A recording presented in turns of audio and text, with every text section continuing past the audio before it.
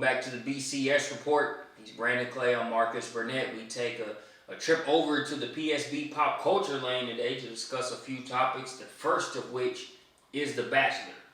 To my wife, a show I know nothing about, or a concept I know nothing about these days, you know.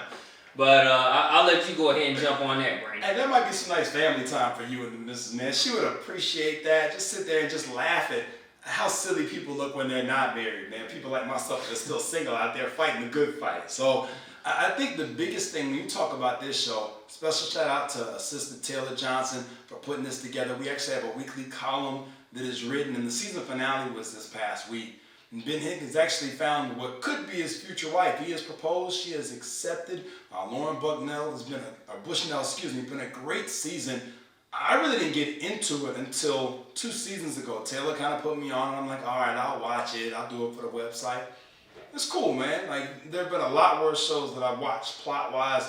You know, like I told you guys, pre-production. I don't know about like the whole Bachelorette thing. 25 dudes in the house might be a little excessive for me, but the concept is good. The show was good. They do a bunch of cool stuff. They were at Wrigley Field this year. Paul George was in an episode hanging out. You know, I can appreciate that. George Hill, Paul George, it was good. The biggest thing that I take away from the show in terms of the relationships growing is to see kind of when they start, because the camera and the way that the producers obviously cut the film down gives you a pretty good glance at when the relationships start to change or if there's a chemistry off the top. And obviously there's a guessing game and a guessing element, right? That people want to know if they're right and they pick the right person and all that other stuff. But more so for me than anything is just watching the different relationships. And in this one, you could tell pretty early that there was a connection between Ben and Lauren. He actually had another young lady named JoJo at the very end that he did not take. She's going to be the Bachelorette in the next season that comes up in the summer after Dancing with the Stars. But the relationship and the chemistry with JoJo formed much later. Yeah. So from an early point, you talk about love at first sight and all those different things that are kind of cool to watch. And this was very much a case where early on, you know, even into the second episode, once they started to whittle some people down, you could tell that there was something there, and in every single episode it grew, even into the hometown visits where he took a trip out to meet her family and then she met his at the end. Not a surprise there. And then honestly, the ring was crisp, man. Like it was fresh. Credit to the ABC folks for the selection they had. Neil Lane did a really good job with that.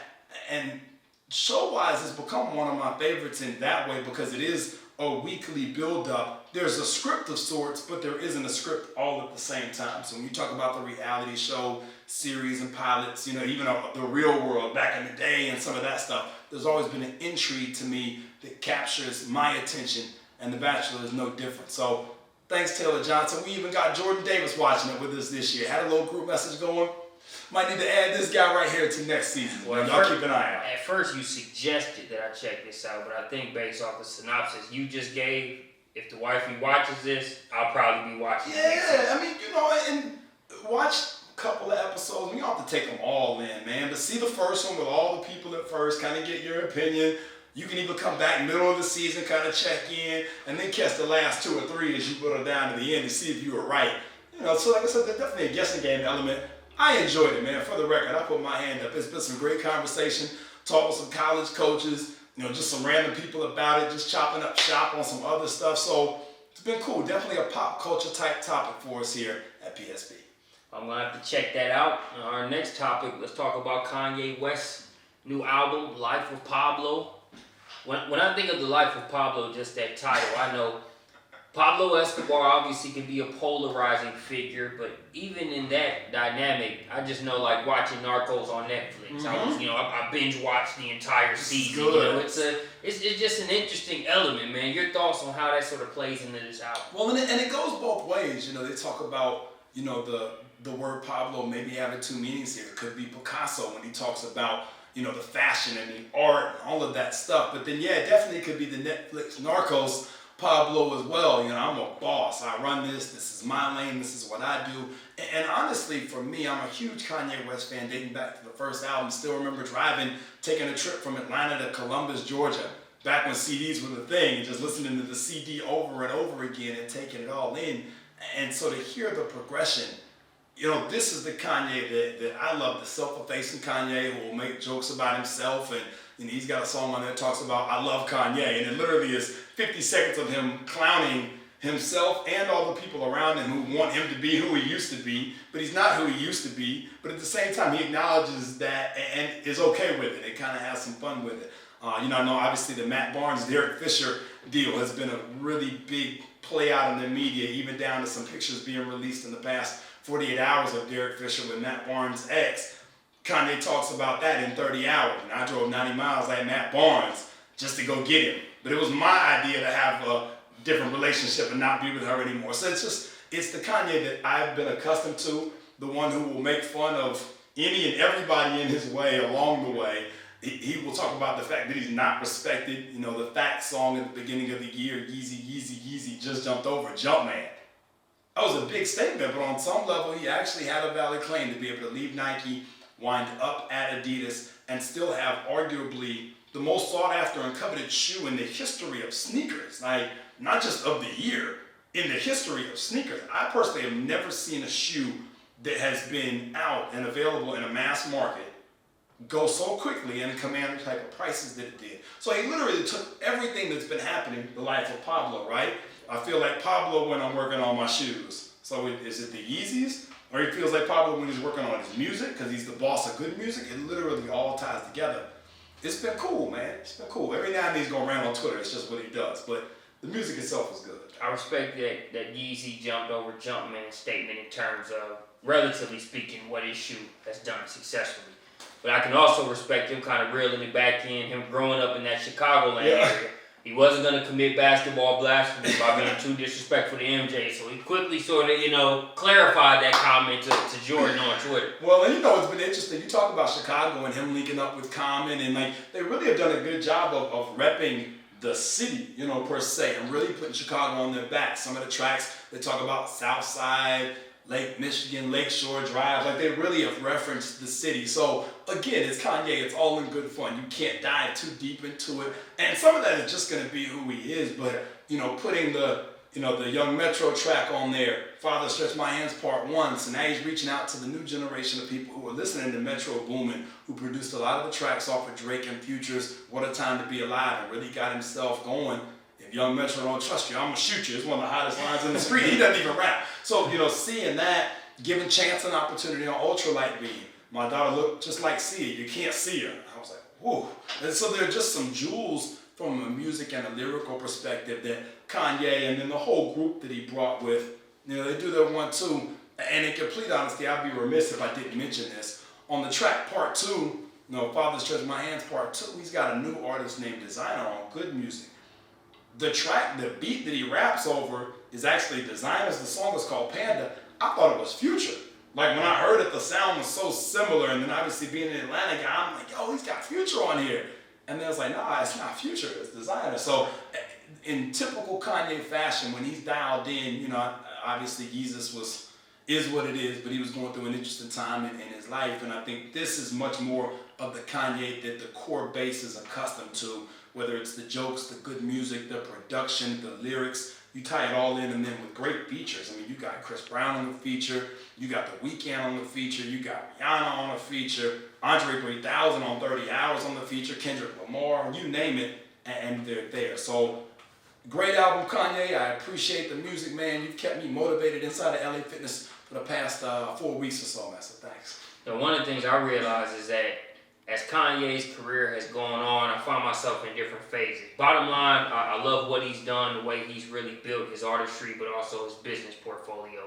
But on top of that, in the past, I would see myself wishing that there was the old college dropout Kanye. I love that CD had the perfect balance of a little bit of humility with a chip on the shoulder of here's where I work to get to. And at times, I think with certain things that Kanye says in the media or things of that nature, you might look and say, Yeezy, calm down some, man. Yeezy, chill out. But how can you separate that same artist that's always spoken his mind, that's always, really reflected that point in time in his life through his music, and ask him not to do that now that he has a lot more leverage and finances? You can't. Well, this CD, it is as much as you're going to get the perfect balance of that. is what you're getting. He even mentions at one point the 38-year-old, 8-year-old, like, you know, it still is all together. I'm still the same person. I'm older, maybe I have more access to stuff, but I'm the same guy that was seeing stuff. He talks about back when they used to rap for Jay and Cam, reference to Cameron Giles back when Rockefeller, before Rock Nation, there was no sports agency. Dame Dash and those guys were still all in the building together at that point.